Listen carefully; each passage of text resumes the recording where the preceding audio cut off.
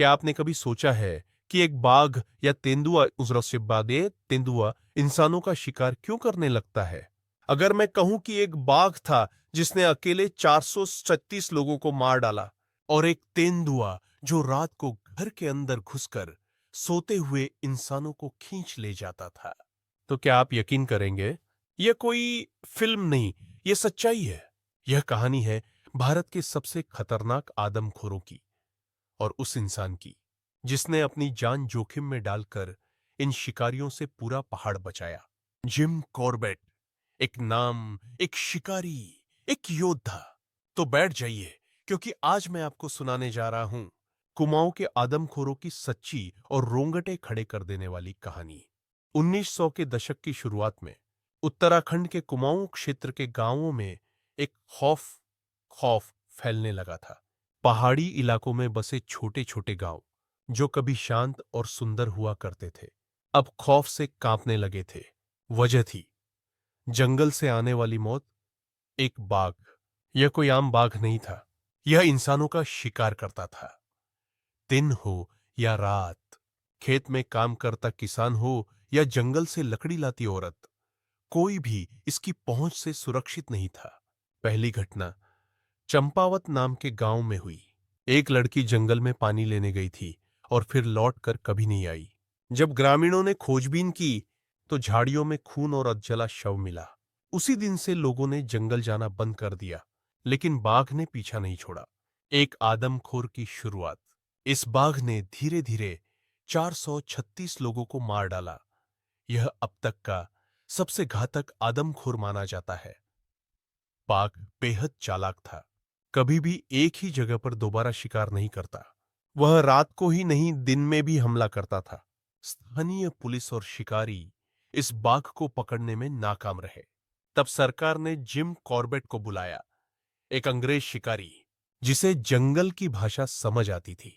लेकिन Jim Corbett सिर्फ शिकारी नहीं थे, वो प्रकृति से प्रेम करने वाले इंसान भी थे। वह तभी किसी जानवर को मारते जब वह इंसानों के लिए खतरा बन जाता। जिम कॉर्बेट का आगमन। जिम कॉर्बेट जब चंपावत पहुंचे तो उन्होंने पहले गांव वालों से बातचीत की। उन्होंने हर घटना का निरीक्षण किया, जगह, समय, हमला करने का तरीका। उन्हें जल्दी समझ आ गया कि यह कोई सामान्य बाघ नहीं है, यह बेहद चालाक और अनुभवी शिकारी है। कॉर्बेट ने बाघ को मारने के लिए एक योजना बनाई। उन्होंने गांव के पास के जंगलों में निगरानी शुरू की। कई रातों तक वो पेड़ पर बैठे रहे, लेकिन बाघ नहीं आया। वो जानता था कि उसे ढूंढा जा रहा है। लेकिन एक दिन जब कॉर्बेट एक घाटी में घूम रहे थे, तभी उन्हें एक औरत की चीख सुनाई दी। बाघ ने हमला कर दिया था। कॉर्बेट ने तुरंत पीछा किया। जिम कॉर्बेट उस चीख की दिशा में दौड़ पड़े। कुछ ही दूरी पर झाड़ियों में खून और घसीटने के निशान दिखे। उन्होंने ध्यान से देखा, जमीन पर ताजा पंजों के निशान थे। कॉर्बेट जानता था बाघ अभी दूर नहीं गया। कॉर्बेट ने तुरंत अपनी राइफल संभाली और चुपचाप निशान का पीछा किया। झाड़ियों के बीच एक छोटा सा पठार था और वहां एक पेड़ की आड़ में बाघ बैठा था। एक अधखाया शव उसके पास पड़ा था। कॉर्बेट ने राइफल उठाई, सांस रोकी, लेकिन जैसे ही उसने निशाना लिया, बाघ ने उसे देख लिया। एक भयानक गर्जना के साथ बाघ झाड़ियों में कूद गया और जंगल में गायब हो गया। कॉर्बेट को झटका लगा।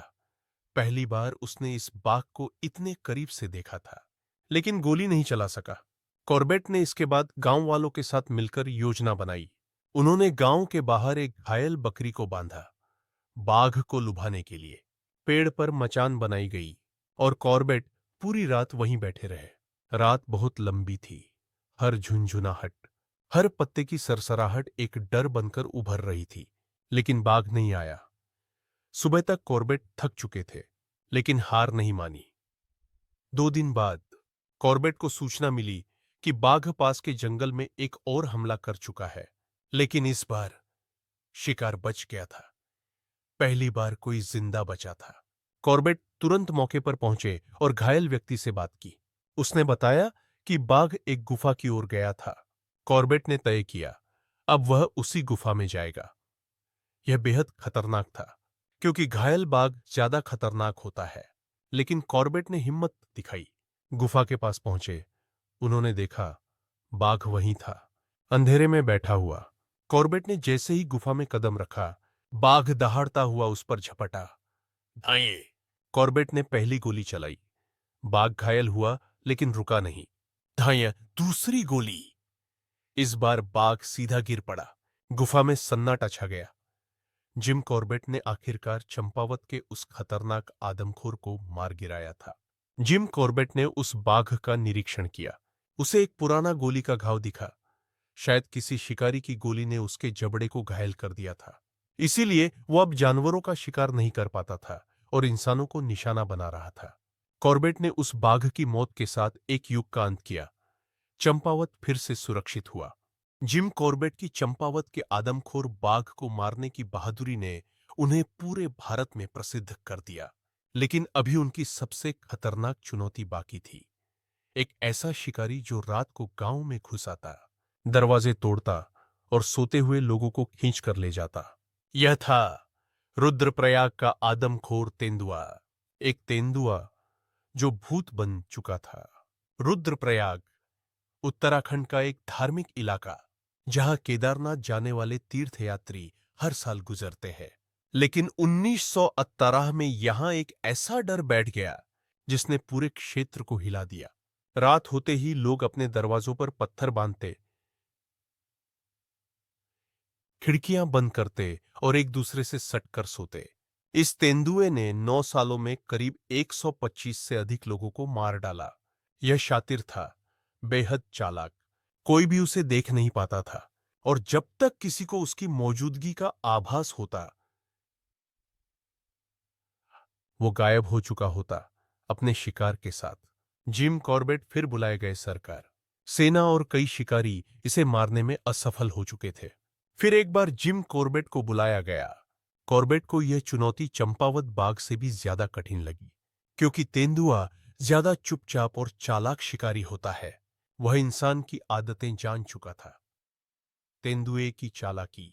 कॉर्बेट ने कई बार मचान से इंतजार किया, मरे हुए जानवरों को चारा बनाया, यहां तक कि मानव शवों के पास भी छुपकर बैठे, लेकिन तेंदुआ हर बार उनकी मौजूदगी भांप जाता और नहीं आता।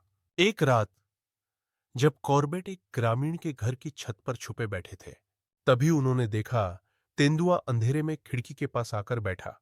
उसकी आंखें अंधेरे में चमक रही थीं। कॉर्बेट ने फौरन राइफल उठाई, लेकिन तेंदुआ भाग गया, एक लंबा पीछा। कॉर्बेट ने हिम्मत नहीं हारी। उन्होंने उसकी चालों को समझा, किस वक्त वो आता है, किन रास्तों से निकलता है। महीनों की मेहनत के बाद एक रात ऐसा मौका आया। कॉर्बेट ने एक ऐसे घर में रात बिताने का नाटक किया जिसे तेंदुआ पहले भी निशाना बना चुका था। वे अकेले थे, बंदूक लिए तैयार।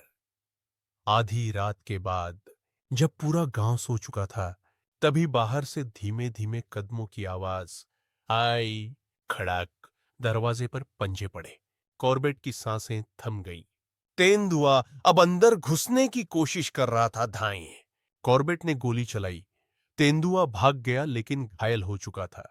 अगले दिन उन्होंने उसके खून के निशानों का पीछा किया और 3 मील दूर एक गुफा में उसे पाया। वहां आखिरी बार उनका सामना हुआ। धांय धांय धांय। 3 गोलियों के बाद तेंदुआ वहीं गिर पड़ा। रुद्रप्रयाग ने राहत की सांस ली। कॉर्बेट ने बाद में कहा कि यह तेंदुआ सबसे चालाक और खतरनाक शिकारी था जिसका उन्होंने सामना किया।